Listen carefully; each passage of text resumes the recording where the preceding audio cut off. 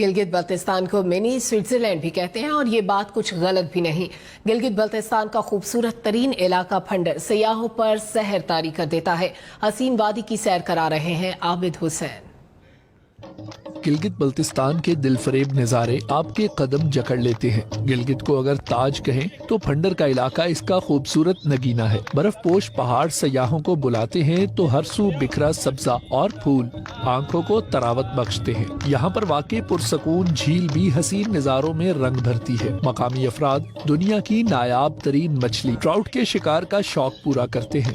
پھنڈر کی خوبصورتی یہاں آنے والوں پر سحر طاری کر دیتی ہے۔ ہمیں یہاں پر بہت زیادہ خوشی ہوئی، ہم نے بہت زیادہ انجوائمنٹ کی، اور تمام دوستوں سے میری گزارش ہے جو یہاں پھنڈر نہیں آئے ہیں وہ ایک بار یہاں آ جائیں اور یہاں کی جو قدرتی حسن ہے اس سے لطف اندوز ہو جائیں۔ اس حسین علاقے میں گرمی بھی کترا کر چلتی ہے۔ سیاح کہتے ہیں سیاحت کے فروغ کے لیے سڑکوں کی حالت کو بہتر بنایا جائے۔